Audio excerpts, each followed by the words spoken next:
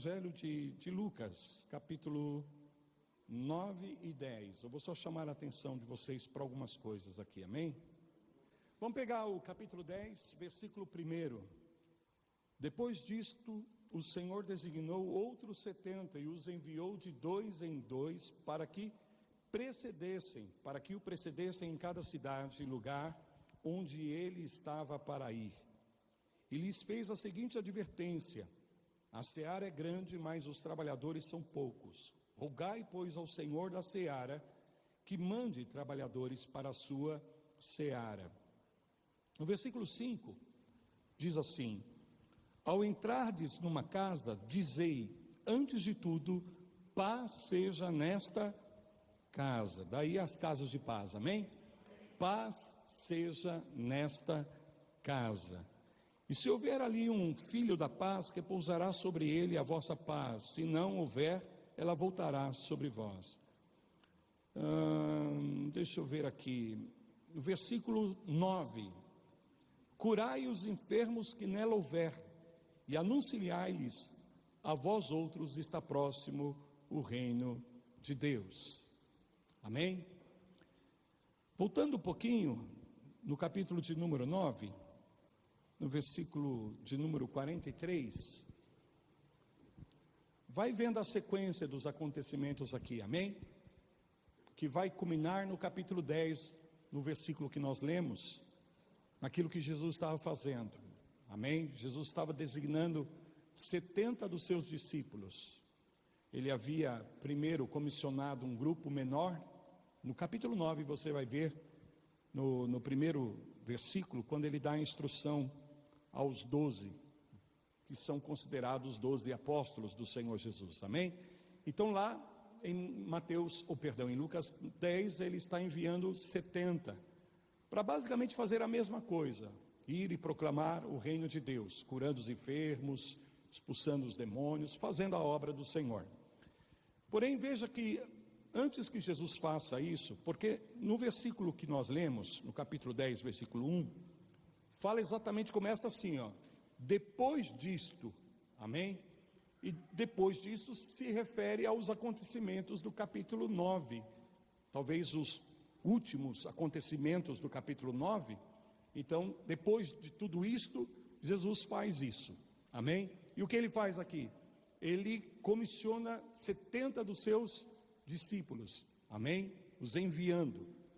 E aí é muito importante nós destacarmos aqui que a maneira como o Senhor, não só a missão que o Senhor dá para eles, mas a maneira como o Senhor empodera esses discípulos para cumprir essa missão, amém? Porque no versículo posterior, nos versículos de número 17 do capítulo 10, depois a gente vai lá para capítulo 9, no versículo 17 diz assim, ó: então regressaram os 70, amém? Possuídos de alegria, eles estavam muito felizes. Oi, meu amor, Deus te abençoe, meu lindo. Então regressaram os 70, possuídos de alegria, dizendo: Senhor, os próprios demônios se nos submetem pelo teu nome. Mas ele lhes disse: eu via Satanás caindo do céu como um relâmpago. Digam glória a Deus. Queridos, a alegria que esses discípulos estavam vivenciando diante da experiência que eles tiveram debaixo desse empoderamento do Senhor, eles ficaram impressionados. Por quê? Porque eles perceberam que eles tinham autoridade, que eles tinham poder no nome de Jesus. Quer dizer, que eles estavam empoderados. Diga isso comigo: empoderados. Aleluia. Deixa Deus falar com você nessa noite, amém? Aí vamos aí no capítulo 9, olha que coisa interessante. No capítulo 9, vou pegar aqui a partir do 43, tá bom? Diz assim, ó, estão comigo? Como todos se maravilhassem de quanto Jesus fazia, disse aos seus discípulos: fixai nos vossos ouvidos as seguintes palavras. Então Jesus está chamando a atenção dos discípulos e diz: preste muita atenção e guarde aquilo que eu vou comunicar a vocês agora, amém? O Filho do Homem está para ser entregue nas mãos dos homens.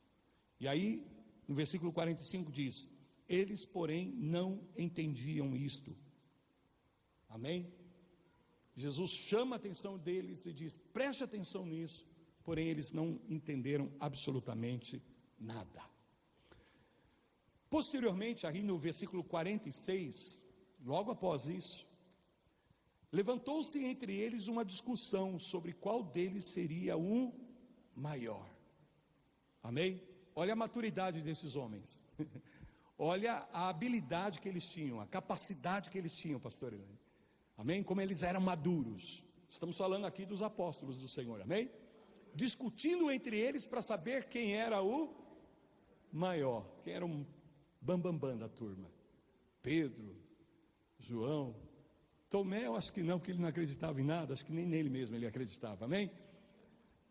Talvez Judas, né?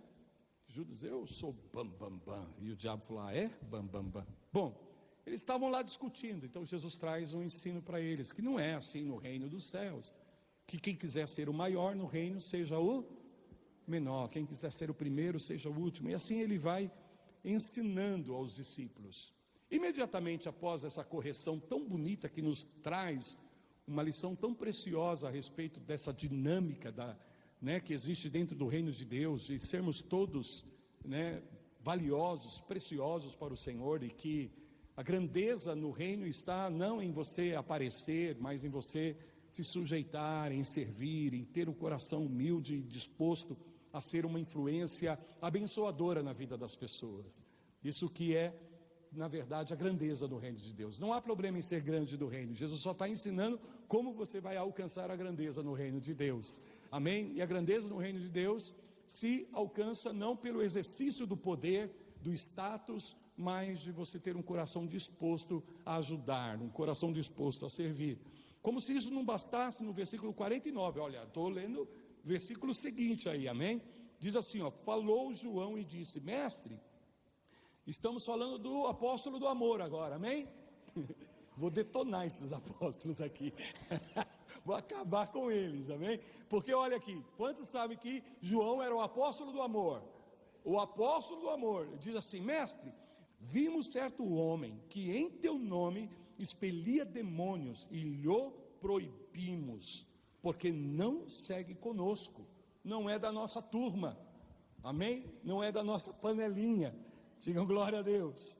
Mas Jesus lhe disse, não proibais, pois quem não é contra vós, outros é por vós, amém? Se ele está falando do meu nome, está anunciando, glória a Deus, mesmo que ele não seja parte desse grupo aqui, tudo bem, vamos lá, versículo 51, estão comigo?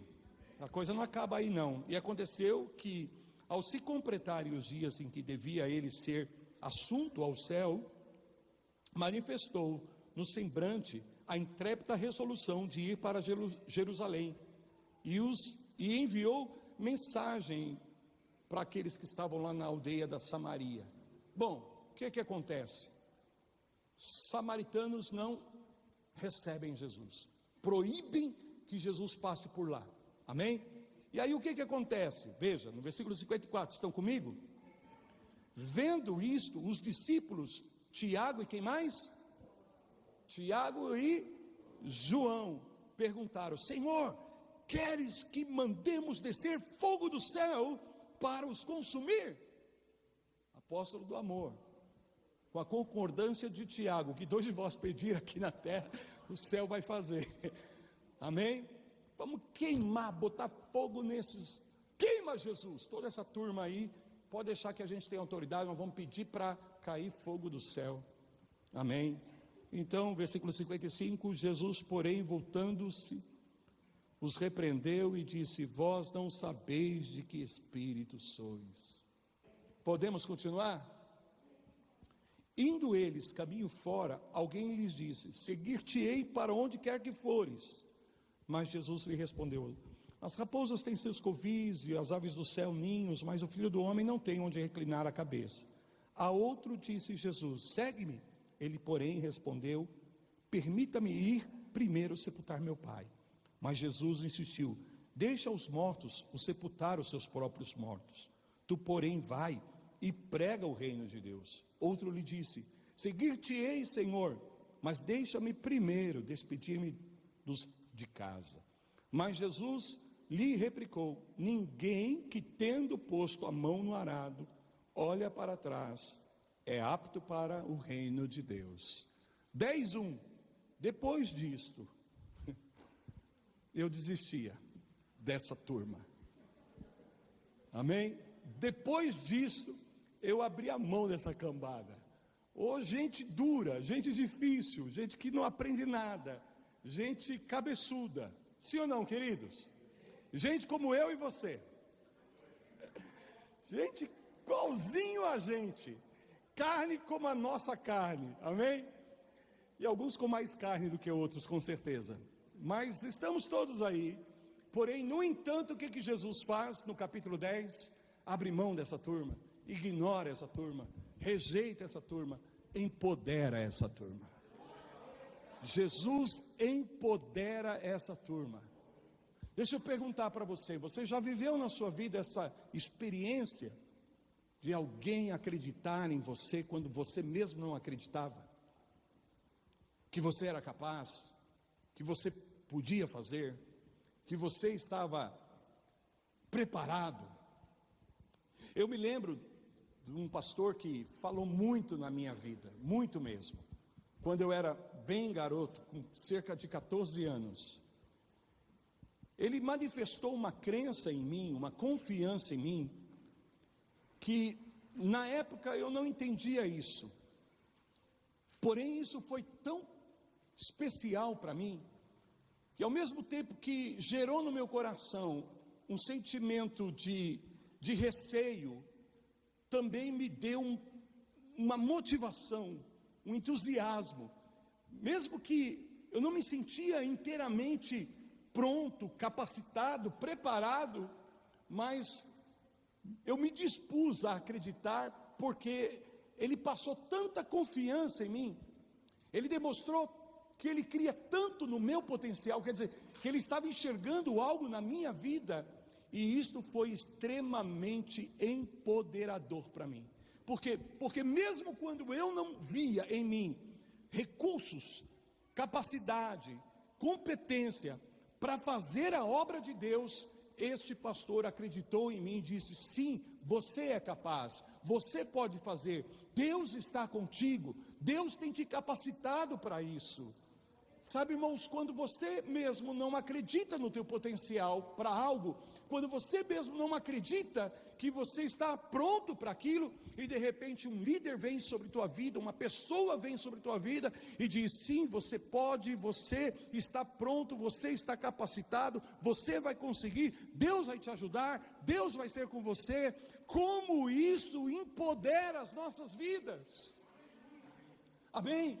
Existe uma dinâmica tão poderosa quando nós vivenciamos esse tipo de experiência, quando alguém confia na gente, quando alguém acredita na gente, e mais do que isso, não somente acredita na gente, mas nos dá a oportunidade, porque esse pastor, ele não só acreditou em mim, mas ele também me deu a oportunidade, me designando uma tarefa, uma missão. E não só me deu a oportunidade, então veja que coisa interessante, confiança, amém? Mas ao mesmo tempo, oportunidade, porque não adianta eu dizer que eu confio na pessoa e não dou oportunidade a ela, para que ela possa executar uma tarefa, para que ela possa cumprir uma missão, para que ela possa fazer algo que você acredita que ela pode fazer. E não somente você dá a oportunidade, mas você também acompanha, prestando apoio, para que essa pessoa possa dar o seu melhor naquilo que ela está fazendo, para que ela mesma não se decepcione com ela, amém? Então você fica ali, mais do que torcendo, você gera uma estrutura de apoio, para orar, abençoar, amém? Estar ali, se responsabilizando pelos resultados, junto com a pessoa, e não lançando sobre ela toda a responsabilidade dos resultados. Porque a partir do momento que você confia, a partir do momento que você dá a oportunidade, então você tem que estruturar, amém? Um sistema de apoio. E isto é empoderamento.